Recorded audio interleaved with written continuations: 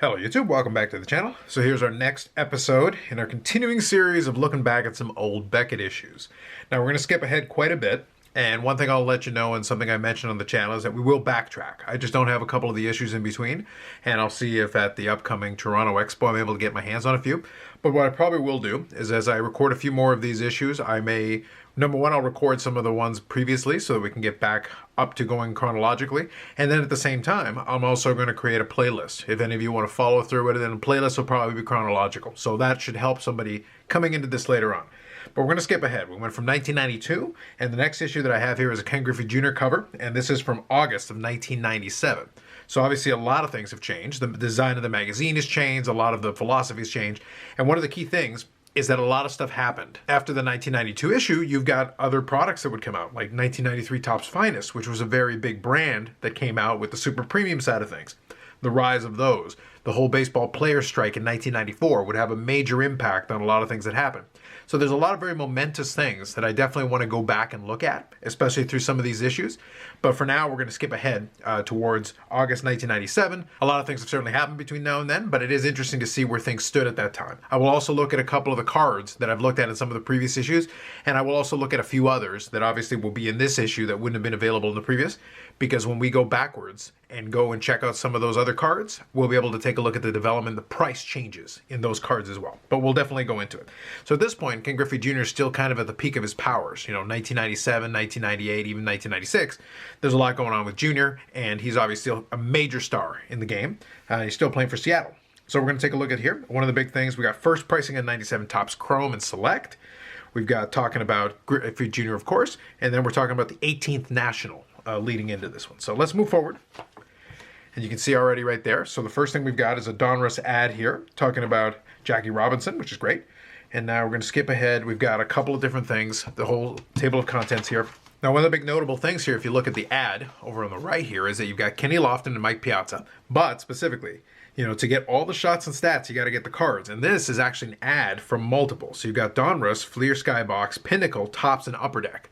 So it's a multi-brand, multi-company manufacturer advertisement for baseball cards in general, which is kind of funny, all things considered, especially considering where we're sitting in today's landscape where we're basically going to have one monolith that'll be one brand to rule them all. And we'll see how that one plays out. But of course, you got a couple of the different pieces here in the short prints, talking about different cards, talking about Vladdy Sr. So we got Vladdy Sr. instead of Vladdy Jr. So I'm going to skip through a couple of these things. Looking at a 97 Finest Tony Clark card.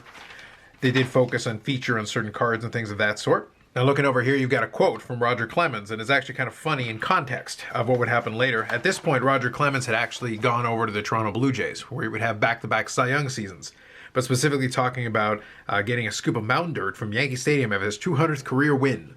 And he would go on to have, his 300th career win and go, I think, to win somewhere in the range of 350, and then also play for the Yankees, playing the World Series there and all that. But a couple of good years for my Jays, but after that he went to play for the Yankees and I think the Astros and, to round out the rest of his career. So we've got a vintage card here in the short print section and the 54 Topps Jackie Robinson, talking a little bit about that, which is great.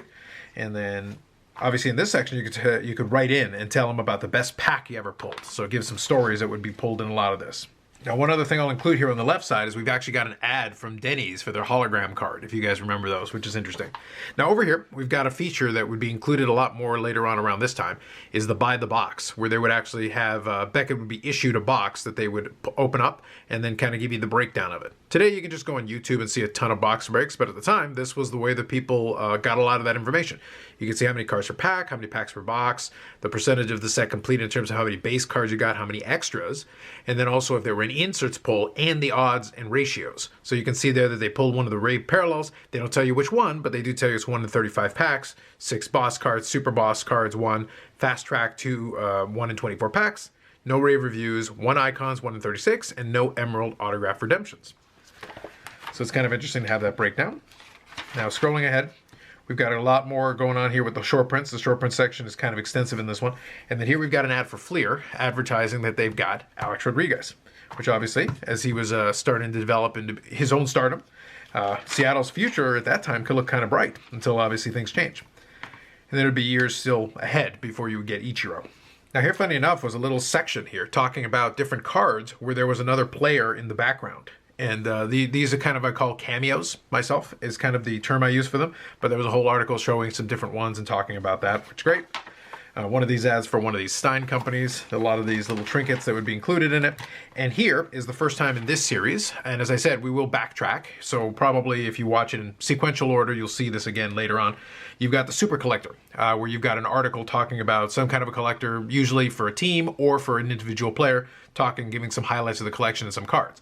In this case, it was a young man here in 1997 who was actually collecting Don Mattingly, which is kind of interesting given by 1997, I believe Don Mattingly had already retired. I think he retired after 95 because he wasn't on the 96 World Series team. So it's just kind of interesting.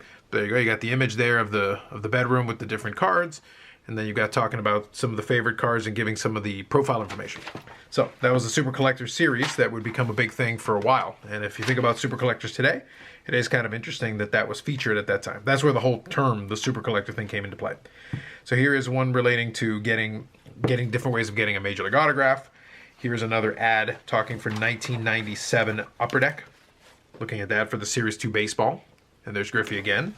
Cover athlete for that one. And here's the general article on Griffey. So you've got that going on with a great shot of Griffey. Looks like hitting a home run. Got a lot going on. Featuring some of the different cards here. These ones, if you remember the Leaf Studio. This is, I want to say 1994 Leaf Studio, this one right here. Which is actually a pretty cool looking card, all things considered. You can get that super inexpensively. A lot of different places, but it is a cool looking base card if you're going to go after one. Then you've got some other ones going on over here. So I'm just going to skip through a lot of this. Here is actually a list of some different inserts and different cards that you can collect. So they do and actually put together a little bit of a list here for you if you want to pursue that with the checkbox, if you wanted to actually mark it off in your issue, which is kind of interesting. And then feature some cool cards with some of the images, which is always kind of handy. And then looking over to the other side now here, you've got the very first Flair Showcase, an ad for the first Flair Showcase, which is featuring a lot of Alex Rodriguez there. Introducing the premiere edition of 1997 Flair Showcase, which had become known for the Legacy Collection, and then of course the I think in baseball they were still called masterpieces as well. So you've got the 1 of 1s and then the out of 100s, which is kind of interesting. So different redemptions and inserts, really cool looking cards, a great base set, and a lot of very interesting things. But that's the first iteration of that, which is interesting. Now this one here is kind of interesting considering the last couple of issues I did, because I talked about the early 90s Atlanta Braves. And Dave Justice was actually one of the featured players that I talked about. In the last issue I actually recorded, in the real timeline of this, not chronologically in the playlist necessarily if you're going chronologically. But I talked about Dave Justice and how one of his cards was featured in one of the last issues that I looked at. Well, this is an article related to it, and here we're back to Dave Justice here in 1997, which is interesting. So let's get into the different cards. There's a handful of them that we do in the price guides. So we're going to take a look first for the 52 Topps Mantle. So there had been some movement in the 52 Topps Mantle, and actually in 1997, you can actually see compared to the 1992 issue that I was looking at. So let me see if I can zoom in here for you. It actually had dropped down to 24,000. So it was actually down from 27,000 after the initial big moves, which is kind of interesting, all things considered. Now moving ahead, we're going to take a look here, and we're going to have a look at some of the late 80s and early 90s, because we've got our Griffey Jr. and also Frank Thomas, because I talked about how they were going back and forth as far as value-wise when it came to a lot of those issues. Now let's start off with 1989 Upper Deck. So Griffey Jr. is still super hot, obviously, given the fact that he's the cover athlete. But if I zoom in there, you can see that the Ken Griffey Jr. has got an up arrow, and it is showing at $90. So that is holding up very well, and it actually gone up since the previous time. And Frank Thomas here, if you take a look, I'm going to zoom in there. If you can see Frank Thomas, is actually at $85. So they're still kind of neck and neck. They're still pretty close, but things are obviously higher, believe it or not, than they had been, even though there was obviously a lot of baggage between now with the baseball strike and everything. But those two were still holding up pretty well. And I want to see if I can see David Justice. Yes, $297. So David Justice, let's see if I can get that focus there. So $297, if you look at David Justice, is actually $8. So if you look back at the 1992 issue, Dave Justice was $40. So obviously things have changed quite a bit, and that's $8 with an up arrow, which is kind of interesting the way that price developed. In the early 90s, it looked like Dave Justice was going to be one of those guys, but he still turned out to have a pretty good career, but it just wasn't quite the same. So skipping ahead a little bit, I do want to take a look at one other set here that I'll also look at in future ones, and that's going to be 1993 Finest. And that's going to be over here, which was an iconic set, super premium and chromium. So what I want to look at specifically is the finest refractors, which is down here. And we're going to take a look specifically at card number 96, which should be right about here. So that's Cal Ripken. That's the refractor Cal Ripken, which was $2,300 listed in here. And we will come back to that later on because that was a major card when you got in the early mid-90s, especially when Cal Ripken was chasing the Iron Man streak. So that was one of the big cards they got on the hot list quite a bit back then. So just something to bear in mind and something we'll come back to at a later time. So let me go through the rest of these. Obviously, there's a lot of these that I could go into because now we've got all these additional years. All right, so skipping ahead here, we're going to go towards the end of it. We've got the Upper Deck game jerseys, which is obviously a great insert. Now we get to the section here about what's hot. Now we've got the different sets that were included in that. And you've also got Hideki Irabu, if you remember that. Different singles that were considered hot. You've got a whole bunch of Ken Griffey Jr. content here, if you're looking at it. Although you do have an essential credentials here. You've got Jose Cruz Jr., who was a big rookie at the time. And you've got a lot of different parallels. And you've also got Nomar Garciaparra and a variety of other players that were included in the hot list. Now, one section that I'll move over to is our infamous calendar. Now, one big thing with the calendar, if you remember all the stuff from the early 90s, is that I went through page after page of the calendar with all the different card shows. That's still the case here, but the font on these is actually bigger. So you can actually tell that it's that there are less shows and they found a way to squeeze it in. Because you look at Alabama, barely anything in that month. Arizona, almost non-existent. Arkansas, and we get into California here. And we go right away. Now they've still got a fair bit of columns for California, obviously. And then we've got some shows that are advertised in this way, which is interesting. But we kind of zip through pretty quickly. And we move through the different states as we go through them. And we will get forward here in a minute when we get to the whole thing with the National. So right here, here's our big, large ad for the National. Which, given the time that I'm actually recording this, is appropriate. Because next year, the National is going to be headed back to Cleveland. So here in 1997, in August of 4th to 10th, 1997, you've got the 18th National, which is going to happen in Cleveland at this time. So we've got Muhammad Ali here. We've got a variety of different all-time greats as far as the autograph list is concerned. So you've got a whole bunch listed off there. Now, if I go over here, we're the largest collectible show in the country, 900 of the world's finest dealers. And then you can see at the bottom here, over 30,000 free autographs. So you've got the information there, plus free autographs from these stars. So here are the list of some free autographs that you could have picked up at the time. So kind of interesting there. All right, now going forward, let's check out some more of the card shows. We've got a Collecticon here at the National Convention Center, so a couple of these different things. You've got these little business card type of ads they would include for different card shops. So we've got a number of those. Skipping forward here. We get into the Reader's Rights section. Now looking at over here, you've got one letter where somebody talked about Greg Maddux and how even though he had been playing so well, some of the stuff had down arrows on them, trying to get an explanation of that. Talking about unlisted stars and semi-stars, parallels considered common inserts, etc. And then here, under this, Pulse of the Hobby, the question, what are the benefits or drawbacks of serial numbered insert/parallel cards, and a whole section talking about some of the pluses and minuses. So you can pretty much fast forward that into today, which is kind of funny. Now looking ahead here, this letter was kind of interesting. It's also kind of funny that they published it, but it's here about Alex Rodriguez. So specifically here, hi, my name is Ryan Donovan, and I'm a card collector. I'm writing to ask you something I've tried to get everywhere. I've written almost a dozen places. My dream is to play on the Mariners with Alex Rodriguez, my favorite player. Anyway, you're my last hope. Do you have any A-Rod stuff? If so, could you mail it to me, and could you give me his address and phone number? I have a dream that I will meet him. Good to know. So hopefully he was able to meet Alex Rodriguez. So anyway, as far as moving forward, you've got the different addresses to the major league teams, official team internet sites, which at the time obviously was very novel. We didn't have the Google to take care of this for us nearly as much at that time. And you got the different card company addresses, which, here you go, if you can see, still in 1997, to say in the late 90s, we still got Fleer, Donruss, Leaf, Pacific, Pinnacle Brand / Action Pack, Topps and Bowman, and Upper Deck. So we've all got those companies all vying for your dollars at the same time. Moving ahead here, got a couple of different articles, different little pieces. The short stuff was always like a mishmash of different stuff related to cards, which is always kind of interesting.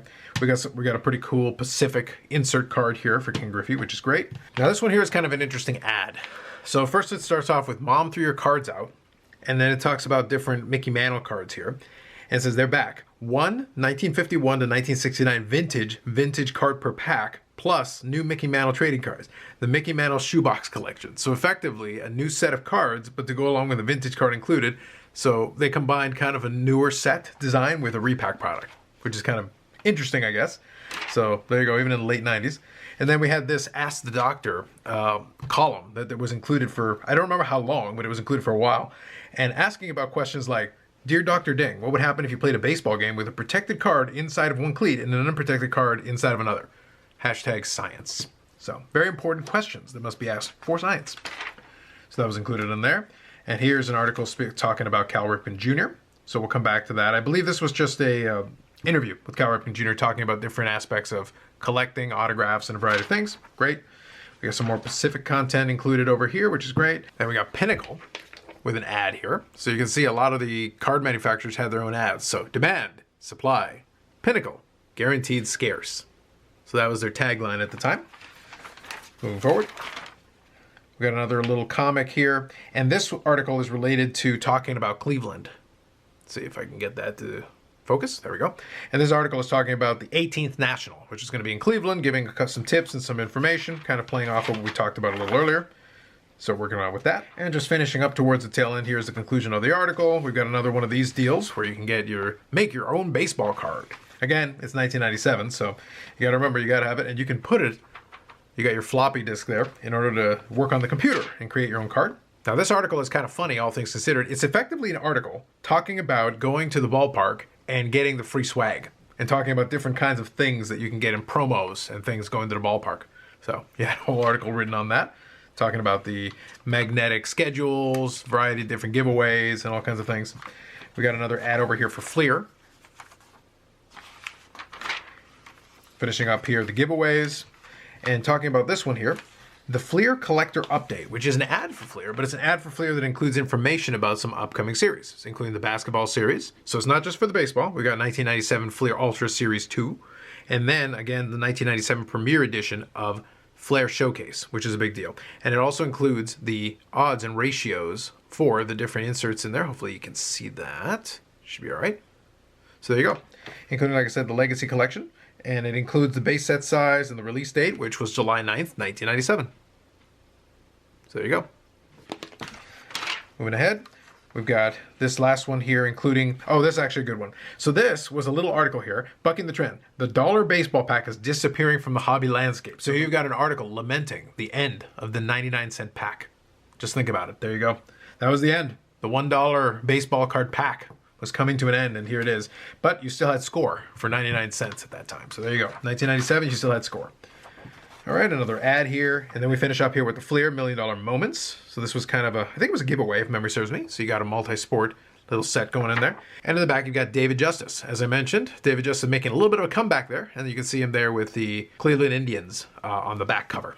So that is a August 1997 issue of Beckett Baseball Card Monthly. As I said, I'm going to come back to some of the issues that were related to 93, 94, 95, and 96. So we will work backwards to get ourselves back to this later on. But I've got to get some of those issues in hand. And we may also touch on a little bit of hockey and some of the other sports. So that's it for this time around. More videos coming up on the channel. Live streams on Fridays at 8 p.m. Eastern Time. We will have a little bit of a schedule change coming up here in a couple of weeks when we get to the expo. But we'll talk about that in some of the future videos in the lead up to it. So we'll talk more about that schedule. Otherwise, that's it for now. Like if you like the video, subscribe to the channel. Thanks very much, and we'll catch you in the next one.